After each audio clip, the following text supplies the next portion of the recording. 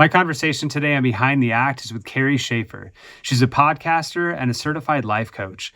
And today we're talking about managing expectations as artists and how not doing that well recently led me to my first experience with a panic attack and anxiety. We're going over some tools and ideas and just exploring the concept of expectations and why it's important to manage them as artists. I'm Seth Schaeffer. This is Behind the Act with Carrie Schaeffer. Let's talk expectations and how they can harm an artist by having the wrong ones.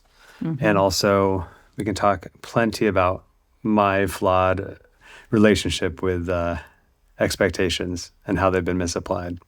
Okay. But, okay. Let's do it. Let's do it. I think it's fair for me to start off to say that before I had recorded Lizzie's episode, which we talked about panic attacks and anxiety, mm-hmm. I had never had a panic attack. And then you helped me through my first panic attack, which sucked. Yay! Yay! And I think if I were to boil it all down, it had a lot to do with my misappropriated expectations of myself and what I can handle and the overwhelm that I have going into a pretty busy season right now, wanting to get the podcast done and music done and holding myself to my own expectations, including this podcast and the need to have hour-long episodes with their full conversations with people, met with, just to give everyone context, 2 episodes that I had ready to go, and then I got a lovely cold, which I'm mostly over, and I'll try to cut out any coughs that I have. But talk to me about, as a professional and licensed life coach, what you know about expectations and how to manage them. Oh man. Well, there's this book, and I'm gonna flub the title. I just am, but maybe you can put it in the show notes. It's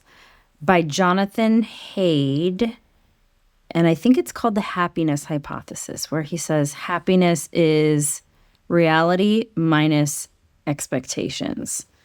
And I mean, so many artists, including myself, are idealists. Like, what I imagine something is going to be like it's rarely that reality measures up to what I have already dreamed up in my brain. And in fact, I remember one time, I mean, every trip that I go on, I'm like, it's going to be like this. And then it's not. And so I've learned to kind of lower my expectations when I can. But I remember on this one specific trip, we were going with a bunch of friends. It was completely last minute. And I didn't have time to kind of idealize the trip beforehand. The trip was amazing because I didn't have any expectations because there wasn't time to have expectations. And that trip really stands out as like one of the most fun because I didn't ruin it with my crushingly huge expectations. And this can apply to anything. I think, I also idealize people. And when you do that, then you're setting yourself and the other person especially up to be disappointed and disappointing. And that's not fair to the other person and it's not fair to you. And so I've just kind of tried stumbling my way into adulthood to just bring down the expectations, because then when my expectations are met or exceeded because I've kept them low, then I'm like, oh my gosh, wow, what a pleasant surprise. And then I'm kind of, like I said, it's that happiness is reality minus expectations. So so after the panic attack, that following week especially, and still occasionally, every day is a little bit different, but I've been dealing with anxiety like I've never had before. But something I've noticed is that for the most part, when I'm feeling anxiety start to push in, it's because my thoughts are not present. It's because I'm thinking about something that's upcoming or something that I haven't dealt with, or, that kind of stuff. So I think that that's interesting to say happiness is not having expectations. It's almost, I'm paraphrasing unfairly, having not read the book, but it's almost like having expectations is like not living in the moment, Yeah. So as an artist, when we show up to create something great, you're not offering yourself the freedom to really be present. Totally. You're building expectations on that piece of art. You know? Oh, yeah. And I mean, when you put so much pressure on every little bit that you do, I mean, we have to make crappy art.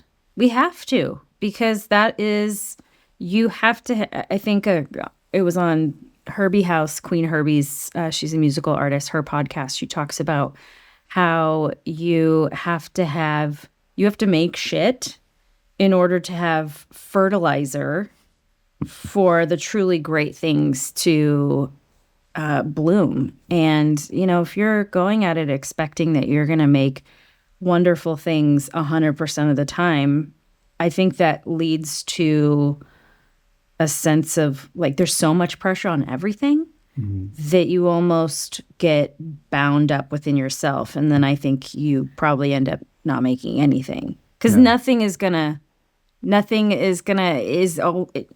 never going to be 100%. I think Right. even no matter how much you publish or how much you release, it's never going to be the ideal. And that's okay. Yeah. How are you managing that around your book? It is about, it's about showing up and writing even when you don't, I mean, everyone says this, but it's unfortunately true that you are going to have days where you create fertilizer and maybe like a tiny sliver out of that is usable. That's okay. Maybe none of it's usable. That feels like a waste, especially in our society where it's like everything waste not, want not.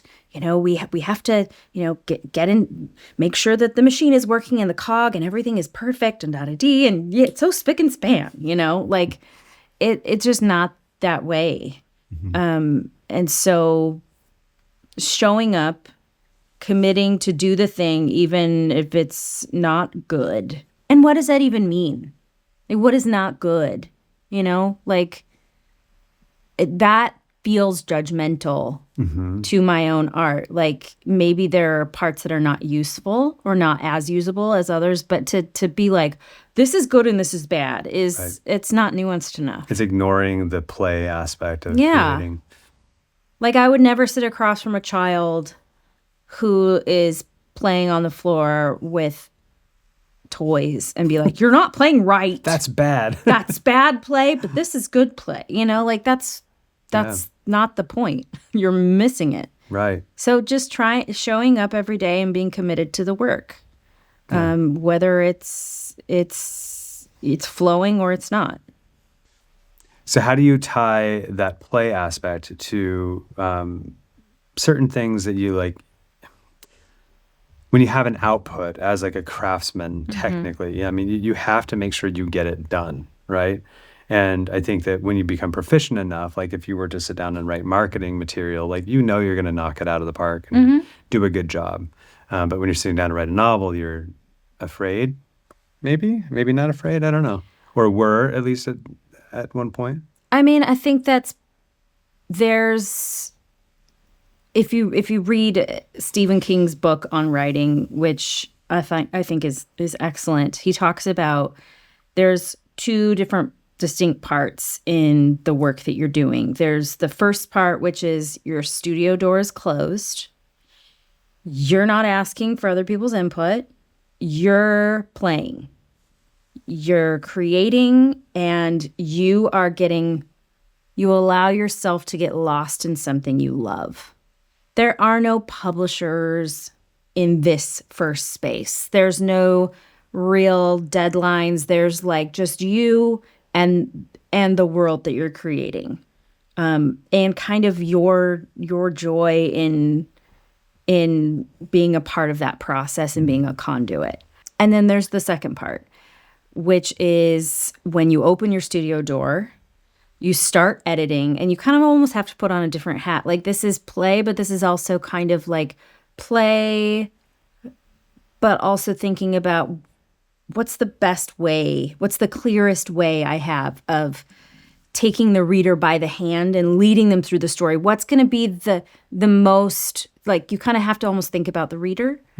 And in that, there's, maybe sending out chapters to your friends or people, early readers that you really trust. There's including an editor, there's including a publisher.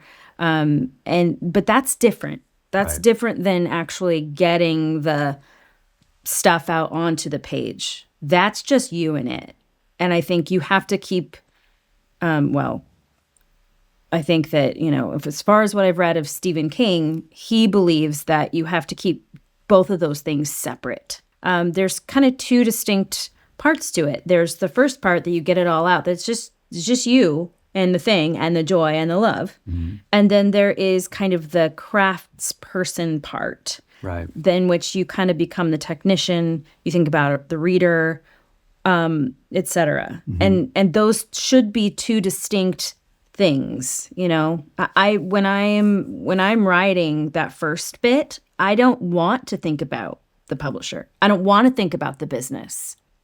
It's joy, it's pleasure, it's fun, it's play. The second part, I think, is when you think about the business. Unfortunately. That makes sense. So on the expectation front, for my end, I used to get a lot thrown off when, let's say, I knew I had a meeting at 2, and then that didn't happen just randomly. Now I'm like, I got it figured out. I just can't expect ever for that 2 o'clock to actually happen. So every time I think that I have expectations figured out, they sneak up on me and become a big problem, and it throws me into a spiral.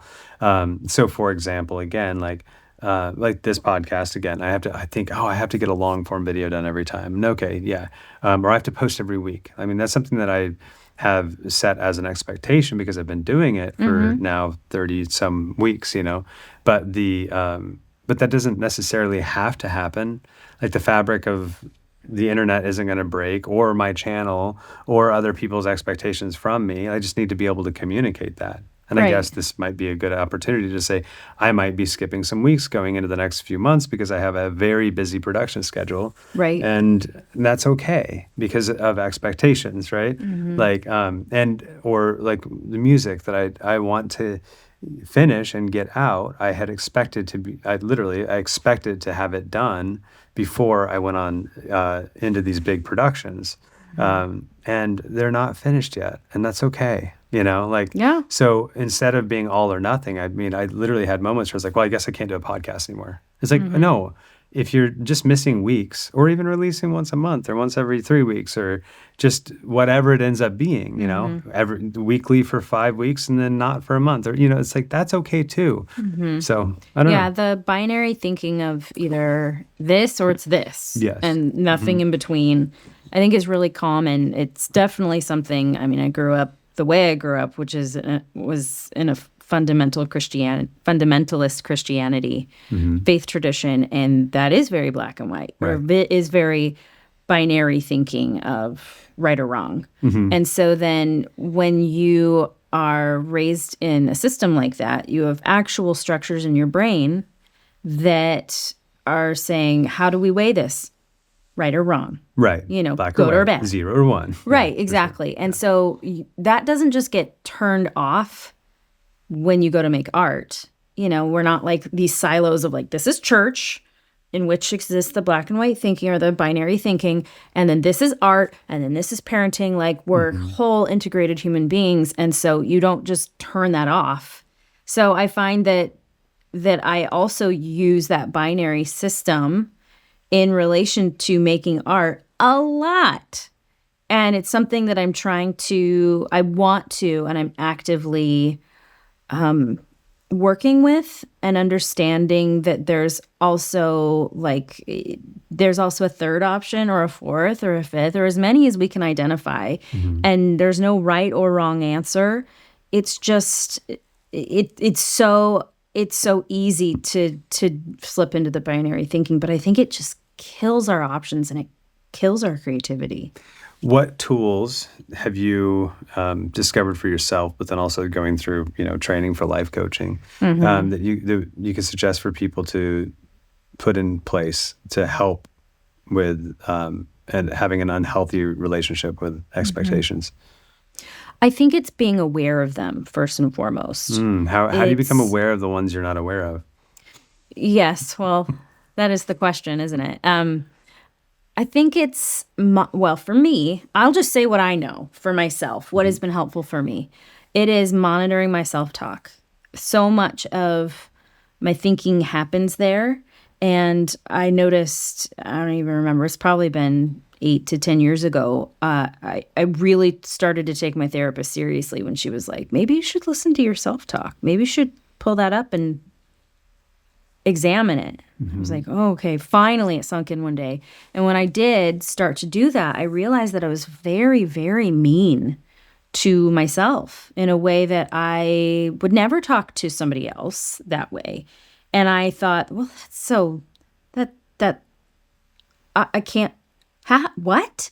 And so, but so much of the binary thinking is within the self-talk.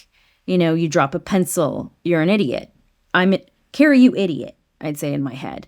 Instead of that saying, holding the pencil is good, dropping the pencil is bad. It's binary thinking. Instead of saying, okay, yeah, but sometimes we make mistakes.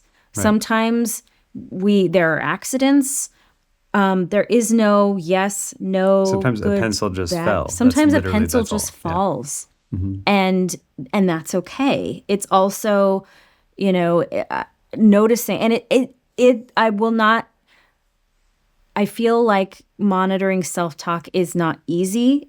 It can be exhausting, especially at the beginning, because it requires you to have to weigh every thought and pull things up from under the line of the subconscious to look at it and go, whoa, okay, is this binary thinking? Is this all or nothing? Because if it is, I want to reframe that. And I want to say, instead of it being, either I write 2,000 words today or I might as well not do it at all, saying, well, isn't any words better than 0 words? So let's just sit down. We'll set a timer for 5 minutes and see what comes out. And if 10 words come out, that is better than 0 words. So it's more, maybe it's not better, black right, and white. Exactly. It's just, but most of the time it's not going to be 10 words. Sometimes it is, and that's okay too. So we need to listen, is there something going on with my body? Am I exhausted? Do I need water? Do I need to eat something? What's going on? But we don't listen to those voices a lot. We're not very tuned into, to how we're feeling. So the just being aware of self-talk, I think is it's a good first step. How do you pair having a lot of drive and having, projected goals with having a healthy relationship with expectations? Oh man, it's that word that I hate. Goals? No. Balance. Oh. Constantly, my therapist is like, Carrie, it's not one or the other. It's a balance in between. It feels comforting to bump up against this side or this side, this versus this. I can feel the boundaries of it, and it feels comforting. It takes a lot more finesse and nuance and wisdom, I think, to hang out somewhere in the middle. But that's where life resides, I think, is somewhere in the middle. So it is difficult, especially if you're a person who is driven, because we drivers tend to want to overperform and drive at the expense of our mental health, our physical health, and the balance of our lives. And I think that's going to be different for everybody. But I think listening to your body, our bodies have a lot of wisdom within them that I think we ignore. I know I do. And listening and saying, okay, I know that I said I was going to write 2,000 words today, but today is not an optimal day for that. Oh, here's a tool that I have. I just remembered. So the idea is write out different schedules for your day. Obviously, you're going to have a schedule that's like, okay, this is my perfect day. I wake up, I feel great. If I feel great, awesome. I'm going to choose that schedule. And it's going to look like, for me, it would look like drop the boys at the bus stop, Then I'm going to make myself a coffee and breakfast, and then I'm going to go straight to the gym. I'm going to do such and such amount of time at the gym, and I'm going to come back. I'm going to write 5 hours, and then I'm going to make dinner, and then I'm going to go to bed on time and have no social media and all of that. Like that is a pretty high functioning schedule. But then there are days when you're not up for it. You are sleep deprived for whatever reason. You maybe are sick. Maybe you're having, like we all kind of have, anxious or depressed type of days to where you wake up and you think, I can't do what I can do on a day where I'm waking up and I feel great. So then, in addition to this ideal schedule, you have another schedule that you write out in advance. And it's maybe, okay, instead of going to the gym, I'm going to walk for 20 minutes or even 10 minutes around my neighborhood. And then instead of writing for 4 hours or 5 hours, I'm going to write for an hour and see how I feel after that. And that's kind of all I can do. And then you have days where you're really not doing okay. And maybe you journal, you drink water, you eat something, and you go back to bed because that's the best you can do. And so that gives you, instead of just always expecting I always have to fall into this perfect idealized schedule, that's not allowing for being a human. Now, do I want most of my days to be this? Yeah. Am I going to try and make this happen? Sure. But I also can expect that I'm going to have other days in which things are not ideal. Yeah. And then I have a plan. And when we have a plan, we give ourselves a little bit more grace. Yeah. So I love that tool. That's one of my favorites. I heard an Olympian, I think it was, talking about her training and how her coach said that it has to be thirds. Like a third of the time you have to like fail at what your goals are, a third of the time meet them, and a third of the time exceed them or something. I'm probably misquoting that, but I love that idea where, if every day is always perfect, you might not be pushing yourself to grow enough or really like to make the most of life. But if I don't know, if you're struggling all the time, maybe that's a sign that your expectations are too high, and that you need to change your relationship with at least something within your life so that you can start to have a more balanced version of drive and happiness, Right. Absolutely. Yeah. No, expectations can be crushing, especially the expectations we have for ourselves. Yeah. And they can really, even if you're, by everyone else's standards, you're doing great. Right. I mean, you can just think you are failing spectacularly. My biggest problem is I keep identifying more. I'm like, oh, there's another one that snuck in. Just I'm so bad about letting them become something new. No, you're learning to learning. identify them, and you're learning to have them be something new. Yep, exactly. Thank you for doing this. Where can people find you? You can find me in 2 places on my Substack, which is carrieschaeffer.substack.com. And you can also find me. I co-host a podcast, which is Honestly, Dear Listener. You can find us on all the major platforms. We talk about art, mindset, and all that stuff. I also have a third podcast, by the way. It is the Peanuts Gallery, where a lady that was the voice of Peppermint Patty, and I played Sally in You're a Good Man, Charlie Brown a couple times on stage. We get together and we talk about the Peanuts. So you can find me in those 3 places. If you enjoyed this episode, please consider sharing with other people you think might gain value from it. My name is Seth Schaeffer. This is Behind the Act.